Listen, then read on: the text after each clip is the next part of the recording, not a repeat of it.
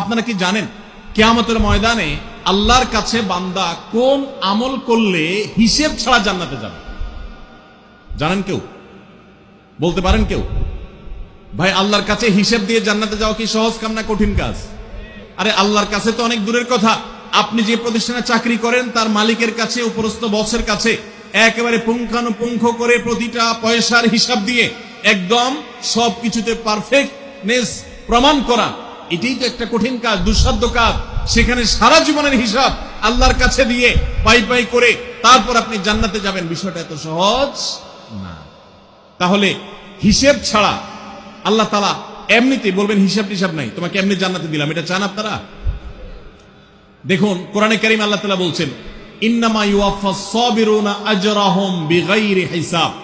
আল্লাহ বিনিময় দেওয়ার ক্ষেত্রে, সওয়াব দেওয়ার ক্ষেত্রে দুনিয়াতে যারা সবরকারী হবে, যারা ধৈর্যশীল হবে, যারা সহিষ্ণু হবে, যারা নিজেকে নিয়ন্ত্রণ করতে পারবে, এই সবরকারীদেরকে আল্লাহ তাআলা হিসেব ছাড়া দিবেন, তাদেরকে সওয়াব দিবেন হিসেব ছাড়া। তাহলে আপনি যখন আপনার কর্মস্থলে থাকবেন আপনাকে ধৈর্য ধারণ করতে হবে। আপনি যখন পাবলিক পরিবহনে উঠবেন আপনার মাথা ঠান্ডা রাখতে হবে। আপনি যখন আপনার বাসা বাড়িতে থাকবেন আপনার মাথা ঠান্ডা থাকতে হবে।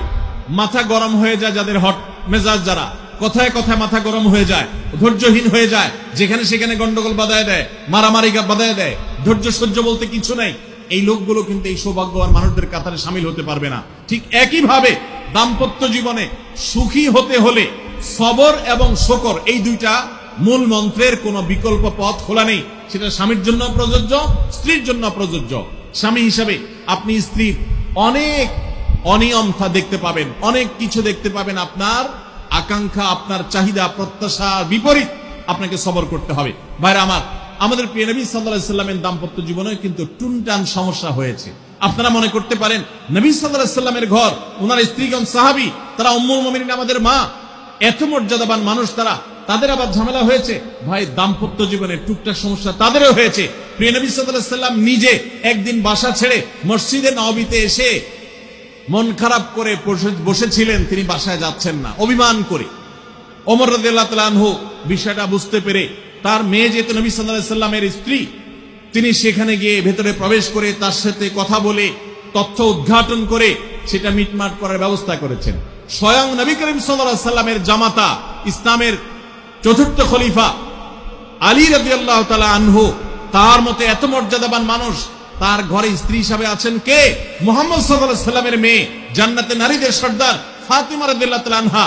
এত বড় মানুষ তারা, স্বামী স্ত্রী দুইজন, দুই দিককার নেতৃত্বে, একজন যুবকদের নেতৃত্ব দিবে, আরেকজন জান্নাতি যুবতীদের, নারীদের নেতৃত্ব দিবে। এত বড় মর্যাদাবান মানুষ, তাদেরও দাম্পত্য জীবনে কিন্তু টুনটান হয়েছে। একবার আলী রাদিয়াল্লাহু তাআলা আনহু এসে মসজিদে টানটান হয়ে শুয়েছিলেন মাটিতে, মনটা খারাপ, ঘরে একটু হালকা ঝামেলা হয়েছে, তো এই জন্য মসজিদে নববীতে এসে মাটিতে শুয়ে আছে। নবী করিম সাল্লাল্লাহু আলাইহি ওয়াসাল্লাম দেখে বুঝতে পেরেছেন, টের পেয়ে গেছেন যে কিছু একটা হয়েছে বাসায়। তখন তিনি জামাইকে ডেকে বললেন, কুম ইয়া আবা তুরাব, এ মাটির বাপ, মাটিতে শুয়ে আছেন, এজন্য রসিকতা করে বললেন, এ মাটির বাপ উঠো, দাঁড়াও দেখি কি হয়েছে বলো।